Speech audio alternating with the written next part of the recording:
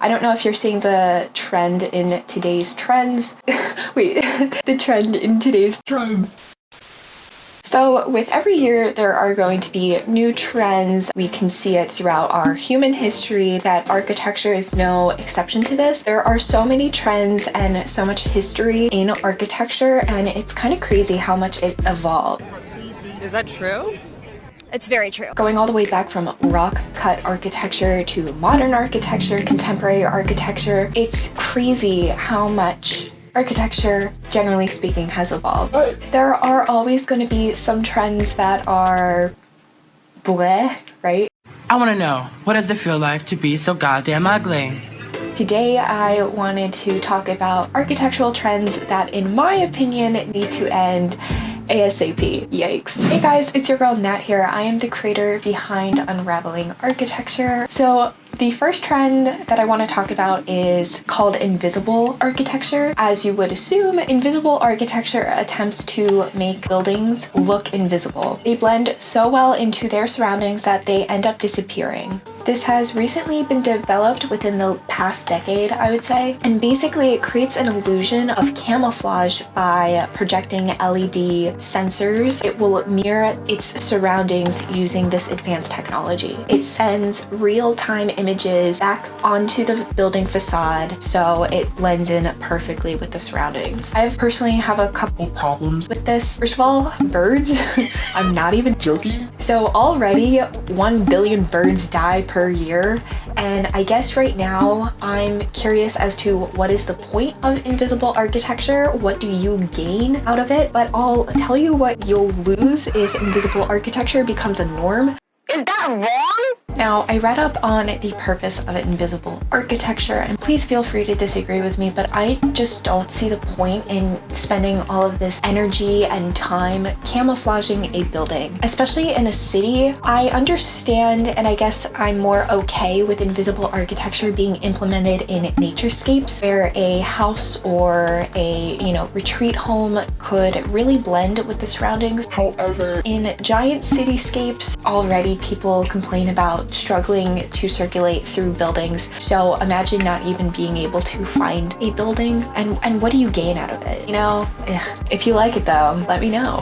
The second trend is 3D printed interior spaces. Many believe that the future of interior design is actually going to be run by 3D printers. Super weird, I know. Now please understand that 3D printing, generally speaking, is actually super sustainable. It creates zero waste. You can utilize recyclables to actually create your printing filament, which is fantastic. It's really good for the environment actually. But generally speaking, the technology that comes with 3D printing is still relatively new.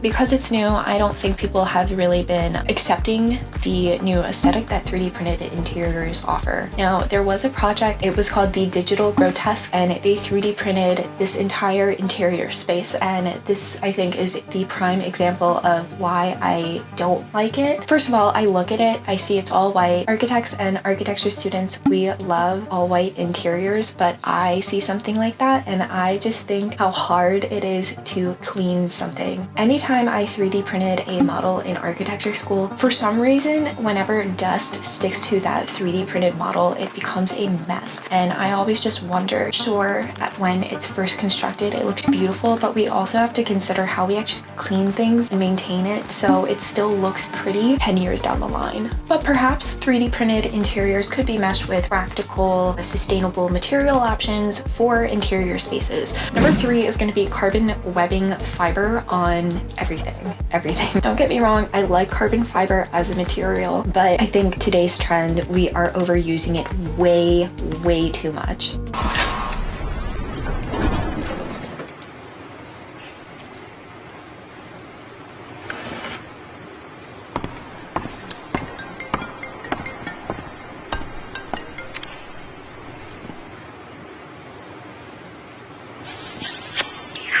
Now, there are so many ways to style, use, and incorporate carbon fiber into architecture, and to my basic understanding, you mesh a carbon fiber fabric with a epoxy resin. So you have to build, a mold, form your carbon fiber to whatever you want. So it's not as sustainable as 3D printing, but it's still not bad. The reason I hate it, one, it's extremely expensive, and the labor behind it is so intense, and the payoff I don't think is worth it. And replacing faulty parts of that structure is always going to be expensive. It's not like a steel structure where you can go in and rectify a weak point in your structure. If the structure is threatened, you are going to have to go through and recast everything, remold everything. It's also not easily recyclable. I'm all about sustainability, and I think every architect, architecture student, interior designer, everyone in construction needs to get on the sustainability train. So you guessed it, the third trend that needs to stop ASAP is unsustainable buildings. We have a very limited frame of time before climate change is irreversible. I'm not saying that we haven't been on board for a while, but I'm saying everyone needs to be unified here. Buildings and the world of construction alone is responsible for 36 to 39% of all CO2 emissions. But I will say there has been this new trend in architecture that I'm so happy to hear, is that architects and designers have actually been reusing a lot of existing structures and refitting out the spaces instead of solely just demolishing those buildings. So for instance, using wood-based materials instead of non-wood-based, it's more sustainable. So Michigan alone, that sector brings in $20 billion for their own logging systems. Passive solar techniques with housing design, and they should be training every single budding architect in passive solar design strategies. Basically, it's using the sunlight and daylighting to your advantage with your house. And also, not only that, but who doesn't love feeling a cool summer breeze passively cooling your house instead of your HVAC system? We all love fresh air, and it is so great to feel on the face and on the skin.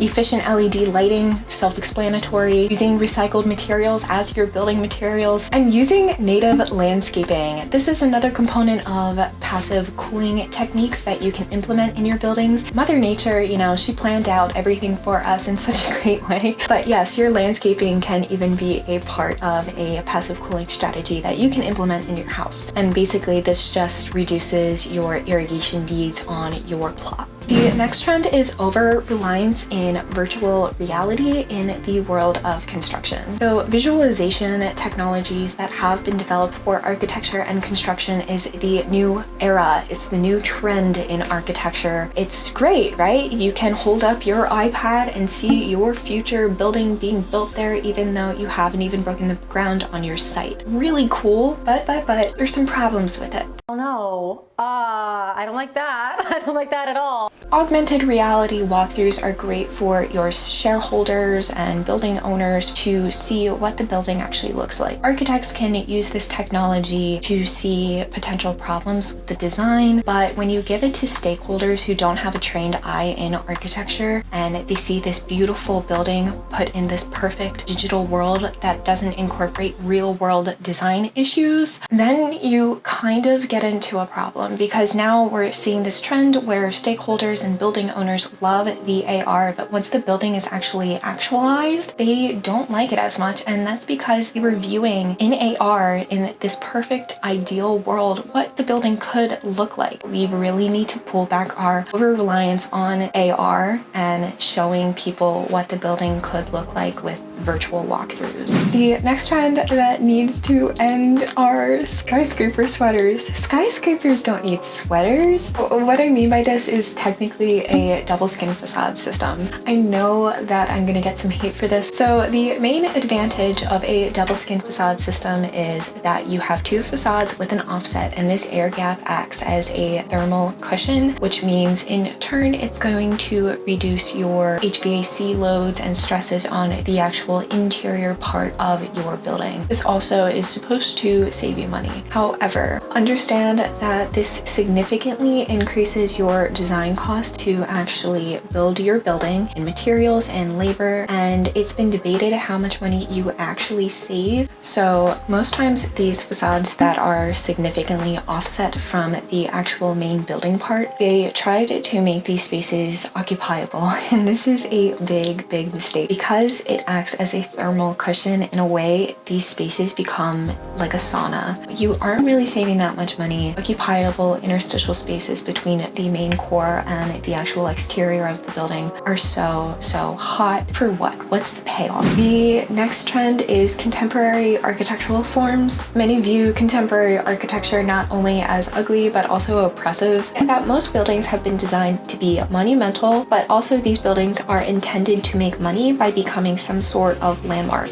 It has to attract travelers and tourists to go visit it. Deconstructing architectural forms as studies and massing them together as studies is fine. I'm not against that, and I think it's actually important for the architecture student to study that, because understanding forms is more complex than you actually would think. But perhaps we shouldn't build it.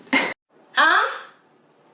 Let's talk about that. You know, people have a love-hate relationship with Frank Gehry, I would say.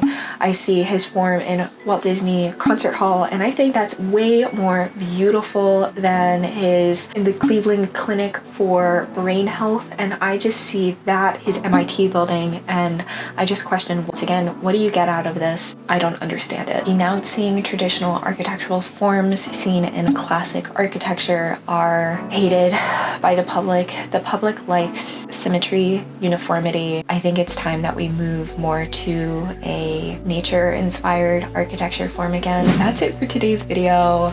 I hope you enjoyed our conversation today, and if you have any disagreements with me, please leave me a comment down below. I'm sure, you know, architecture students, we love architects, and architecture students, we love. I will see you guys in the next video. Love you guys.